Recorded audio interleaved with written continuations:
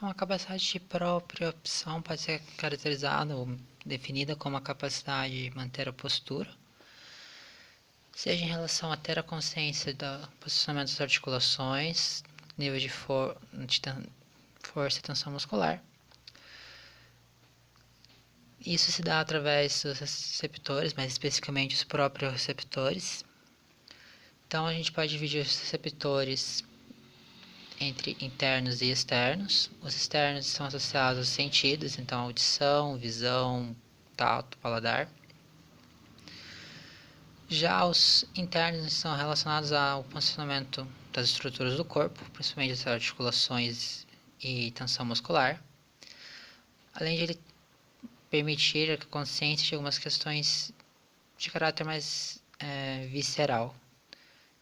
Então, um exemplo é a sensação de acordar sentindo-se inchado, sentindo-se cansado, que é uma interpretação de estados físicos e fisiológicos do corpo internamente.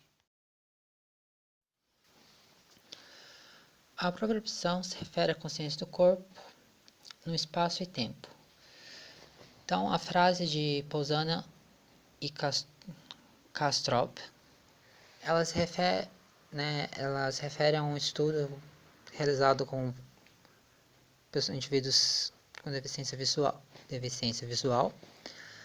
E eles identificaram na pesquisa que o comportamento de relação com o corpo, principalmente o corpo e o espaço, varia dependendo das informações às quais os indivíduos têm acesso.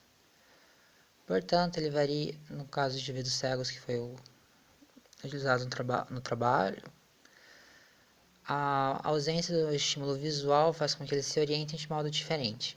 Então, por exemplo, durante a conversa, uma pessoa que tem deficiência visual ela vai tender a virar o ouvido em direção a quem está falando, sendo que quando a pessoa tem a capacidade visual, volta o olhar para quem está conversando. Além disso, no deslocamento no espaço, a gente consegue identificar uma série de pequenas mudanças, pequenas nuances. Então, uma pessoa que tem a capacidade visual se sente razoavelmente segura ao se deslocar. Já o deficiente visual acaba tendo uma postura mais retraída, mais protetiva em relação a si mesmo. Além disso, o comportamento e a consciência corporal de uma criança, um adulto, um idoso, também varia bastante. Então, uma criança ou quanto mais jovem, de modo geral, possui uma postura mais ativa, está descobrindo o corpo e as suas capacidades. O adulto, e principalmente um idoso, é muito mais cauteloso em relação às escolhas de movimento. Então, se a gente propor um exercício para pessoas de faixas etárias diferentes, seja um exercício focado na postura de equilíbrio vertical do corpo, a forma como as pessoas vão lidar com esse estímulo, ou melhor, com a capacidade de sustentar essa postura, serão um pouquinho diferentes. Além disso, uma das formas de analisar essa questão de propriocepção é a forma, o contexto social em que os indivíduos estão inseridos. Então, como ele passa pela consciência corporal e através de um conjunto de informações que ele recebe dos sentidos, então tem um certo julgamento em relação ao que fazer, o que não fazer, como se posicionar. Então, sociedades que têm uma melhor relação com o corpo, a gente pode tomar como exemplo em relação ao Brasil, pessoas que sejam mais da região Nordeste, têm pequenos traços de postura muito mais abertos, muito mais receptivos, se a gente for comparar com pessoas que são nativas aqui da região do Sul, por exemplo.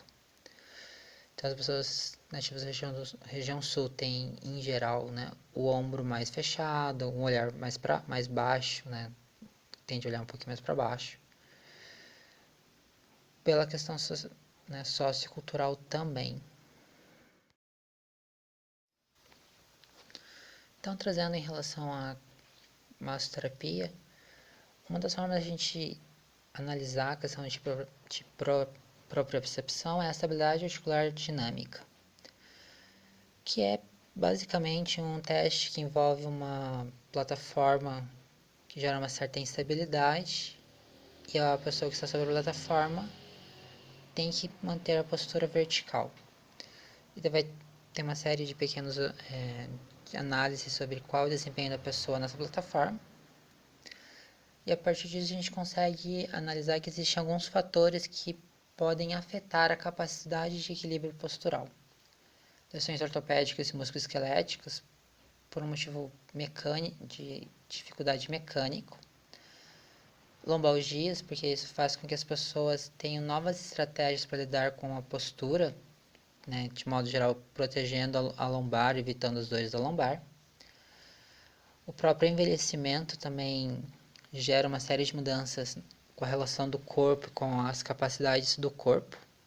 Então, por exemplo, uma das situações que ocorre durante o envelhecimento é a perda de concentração muscular. Então, quanto menos tônus muscular a pessoa tem, ela vai criando novas estratégias para se posicionar no espaço. Além disso, existe a questão dos sentidos que mudam. Então, os sentidos de modo geral, audição, visão, de pessoas mais idosas é um pouco menor do que em sua juventude.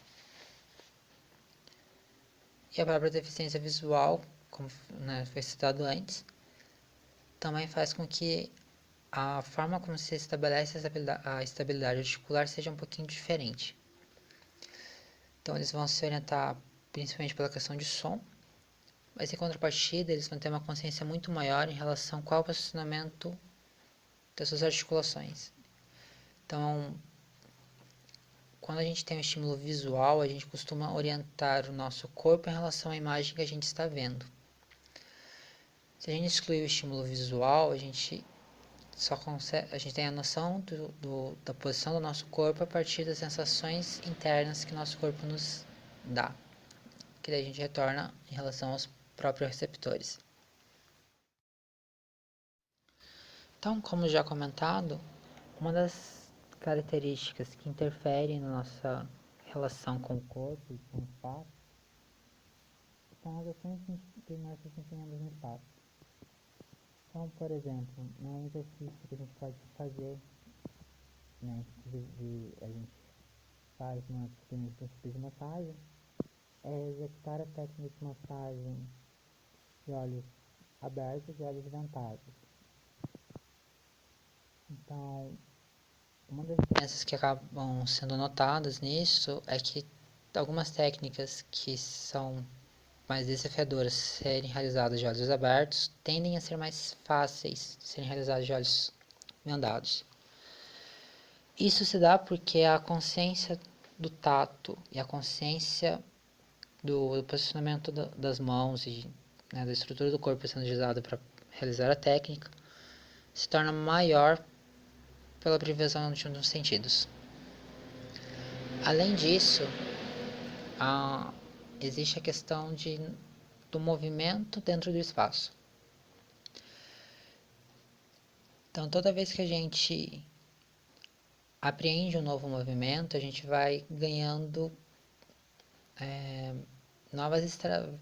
a possibilidade de construir novas estratégias para lidar com aquele movimento. Então, por exemplo, no começo, qualquer prática que envolva o corpo é desafiadora. Conforme a gente vai intensificando o número de treinos de uma mesma prática, de uma mesma técnica principalmente, a cada nova tentativa ela vai se tornando mais fácil e mais confortável de ser realizada, até que eventualmente a gente consegue realizá-la com um grau satisfatório de resultado.